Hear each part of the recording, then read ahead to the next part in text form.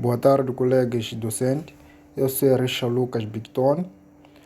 Irei apresentar o meu trabalho de exercício que fala sobre a constituição da Sociedade AIZ Limitada, onde podemos destacar que a constituição da sociedade é um processo de criação e registro legal de uma empresa, permitindo a organização das atividades financeiras e contabilísticas. Este processo define a participação dos sócios, o capital social e as responsabilidades da empresa. E quanto à característica da sociedade por cota, na sociedade por cota, o capital é representado por cotas e os sócios são solidariamente responsáveis pela realização do capital social nos termos prescritos neste código, que é, se formos ver, que é no Código Comercial. E quanto à cota, não pode ser incorporada em títulos negociáveis e o sócio apenas é obrigado a outras prestações quando a lei ou o contrato de sociedade assim o estabelece. E o nome da sociedade por cota deve conter o aditamento limitada. Se formos a ver o abreviadamente é LDA. E na sociedade por cota, como eu já havia dito, o nome é limitada, os proprietários são os sócios, divisão do capital, que é por cotas, e o volume de investimento é modesto. Então, com isso quer dizer que na sociedade por cota, o contrato da sociedade deve no mínimo conter a identificação do sócio, o tipo de sociedade, o nome da sociedade, o objeto social, a sede social, a duração, se por tempo determinado, o capital com indicação do modo e do prazo da sua realização, o valor de cada cota, a identificação do respectivo titular, a percentagem de capital social subscrita por cada sócio, a natureza da respectiva entrada, bem como o pagamento efetuado por conta da mesma, constituindo a entrada total ou parcialmente em espécie, a descrição desse bem e a identificação, ou seja, e a indicação do respectivo valor e o valor da entrada que cada sócio realizou, o valor da entrada diferida e os respectivos prazos de diferimento, a composição da primeira administração e da primeira fiscalização da sociedade, nos casos em que esta última deva existir, e o próprio secretário da sociedade, quando instituído, a autorização, se for dada para a emissão de obrigações, e, por fim, deve conter a data da celebração do contrato da sociedade. E quanto à responsabilidade do patrimônio social na sociedade por cota, pertence apenas à sociedade e não ao sócio. Só o patrimônio social responde por dívida da sociedade para com o credor da mesma, salvo o disposto no artigo seguinte. Por exemplo, se formos a ver no artigo 258 do Código Comercial, diz que no contrato de sociedade pode estipular-se que uma ou mais sócios, além de responder para com a sociedade nos termos determinados no número 1 do artigo 281, responde também com o seu patrimônio pessoal. Isso quer dizer, perante o credor da sociedade até a determinado montante, essa responsabilidade tanto pode ser solidária com o da sociedade como subsidiária em relação a ela. Mas para todo o sócio que assim deve responder, deve ser igual. E quanto ao número máximo na sociedade por cota, Na sociedade por cota não pode ter mais que 30 sócios. Nenhum ato que tenha por efeito fazer com que uma sociedade anônima tenha mais de 30 sócios produz qualquer efeito em relação à sociedade enquanto esta não tiver sido transformada por deliberação dos sócios em sociedades anônimas ou em sociedades por ações simplificadas.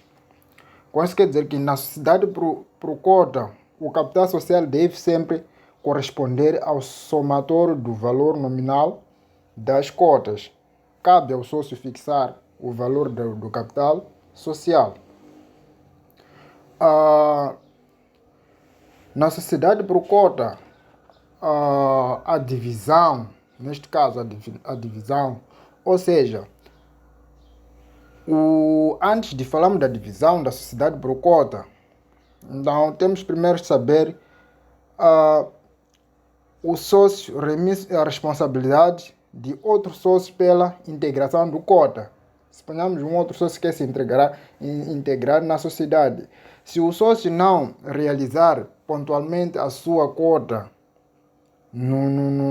efetuando no prazo fixado a prestação a que está obrigado, o outro sócio é obrigado proporcionalmente às suas cotas, mais solidariamente para com a sociedade a realizar a parte em mora. Por isso quer dizer que a administração da sociedade deve interpelar o sócio em mora, concedendo-lhe um prazo de 30 dias para realizar a cota. Então, com isso, podemos passar já para a divisão da cota. Quanto à divisão da cota, uma cota só pode ser dividida mediante a amortização parcial, ou seja, transmissão parcelada ou parcial, neste caso, partilha ou divisão entre contitulares devendo cada cota resultante de divisão ter um valor nominal de harmonia. Pois quer dizer que a divisão de cota deve obter o constituinte do sócio dado em Assembleia Geral, salvo nos casos em que o contrato da sociedade exclua o direito de preferência para a transmissão de cota. Então, com esta pequena introdução, nós vamos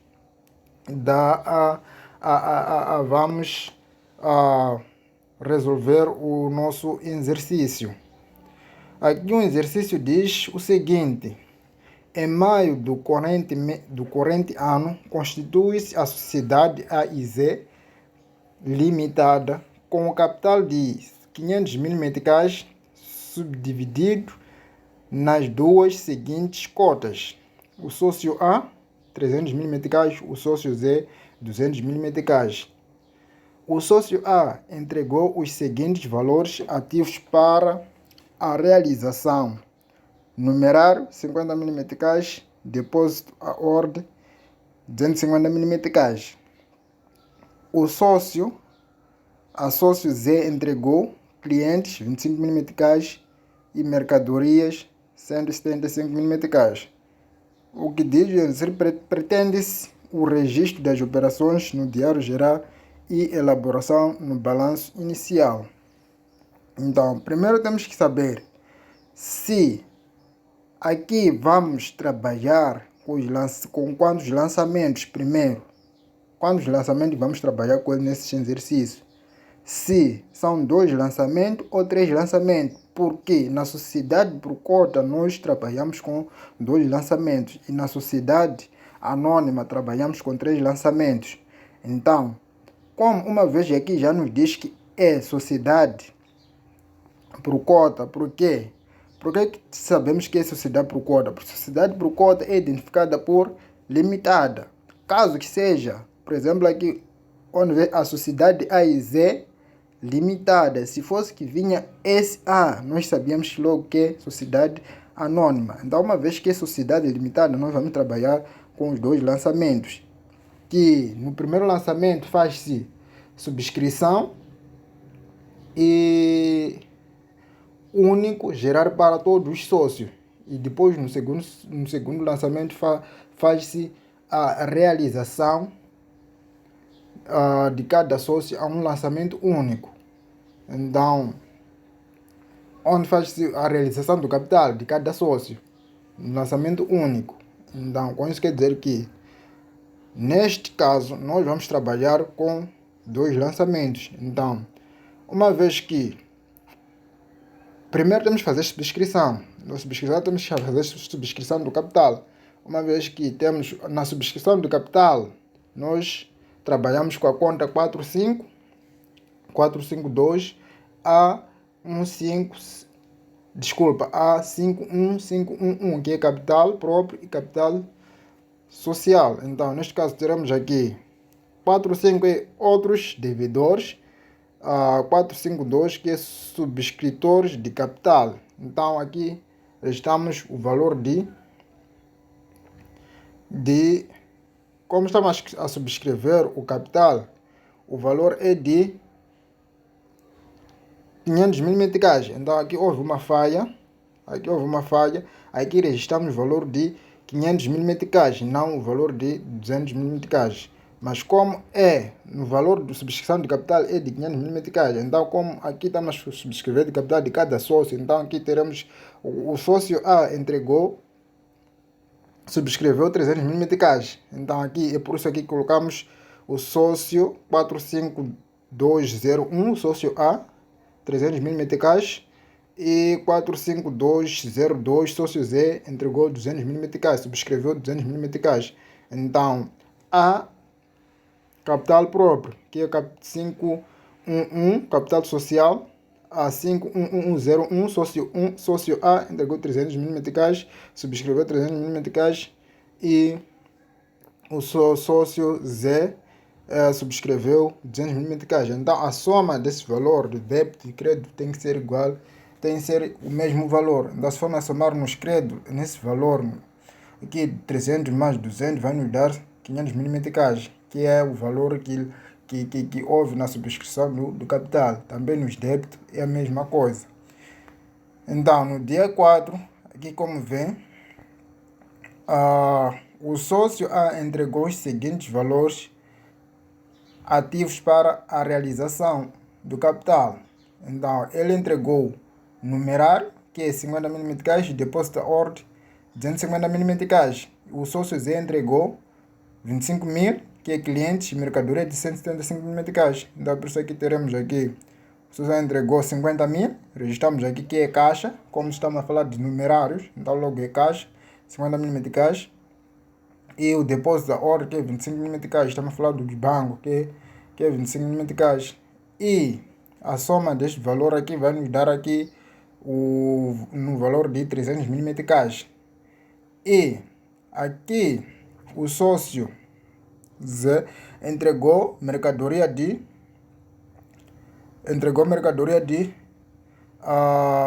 175 mil meticais e entregou clientes, que é 25 mil meticais. Então aqui teremos o valor de mercadoria 175 mil meticais e clientes 25 mil meticais, e a soma disso aqui vai nos dar 200 mil meticais, que é aquele valor que ele entregou na subscrição do capital.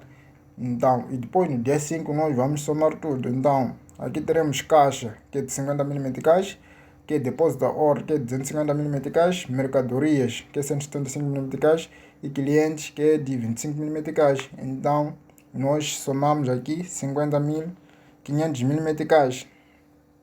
Então a soma disso vai nos dar 500 mil meticais. Então, depois de termos feito o diário geral, nós temos que calcular o valor de débito e crédito para vermos se o nosso diário geral vai fechar ou não. Então aqui temos que somar na coluna dos débitos e na coluna dos créditos. Então no valor, aqui se formos somar, aqui nos deu o valor de 150 mil meticais. Se formos a ver lá de 1 milhão e 500 mil meticais, e aqui também nos deu 1 milhão e 500 mil meticais. E depois de termos feito o diário geral, e temos que fazer o balanço inicial. Então onde teremos aqui o ativos não correntes, ativos correntes, capital social, ou capital próprio, capital social, e ativos e passivos não correntes e passivos correntes. Nós já sabemos que ativos não correntes são os direitos que a empresa tem de pagar depois de um ano, enquanto ativos correntes são os bens que a empresa possui que deve pagar dentro de um ano. Então, o capital próprio é aquilo que a empresa tem, enquanto o passivo não corrente são obrigações que a empresa tem de pagar depois de um ano, enquanto passivos correntes são aquelas obrigações que a empresa tem de pagar dentro de um ano. E aqui onde vemos que, como lá nós tínhamos inventário que entregou a mercadoria de 105 mil meticais, então a mercadoria, o valor da mercadoria, nós vamos registrar aqui no nosso balanço inicial na coluna, na terceira coluna, na linha de inventário. Então registramos aqui e colocamos 175 mil meticais. E o cliente lá entregou 25 mil meticais. Então aqui o sócio Zé entregou 25 mil meticais, que é do cliente. Então registramos aqui na linha dos clientes. Então aqui registramos o valor de 25 mil meticais. E o caixa e banco é somatório do valor de caixa e banco. Então aqui teremos que é de 300 mil meticais. Então a soma deste todo valor aqui vai nos dar o valor ou a soma do total dos ativos vai nos dar o valor de 500 mil meticais. Então o capital social nós já sabemos que é de 500 mil meticais. Então, como não temos nenhum passivo corrente, não corrente, então a soma de tudo temos aqui o valor de 500 mil meticais. Por quê? Porque aqui temos o capital social que é de 500 mil meticais e aqui não temos nenhum ativo. Então aqui diz que o total do capital social tem que ser igual ao valor dos passivos. Então, se formos a calcular o capital social o total dos passivos, vai nos dar esse valor. Então, uma vez que não temos o valor dos passivos, então só levamos o valor do capital e colocamos aqui. Então, este valor é igual ao valor do total do ativo, uma vez que temos aqui o ativo de 500 mil meticais. Então, é assim que funciona mais ou menos. É aquilo que eu pude entender em relação à constituição da sociedade por cota. E muito obrigado pela vossa atenção dispensada. Obrigado.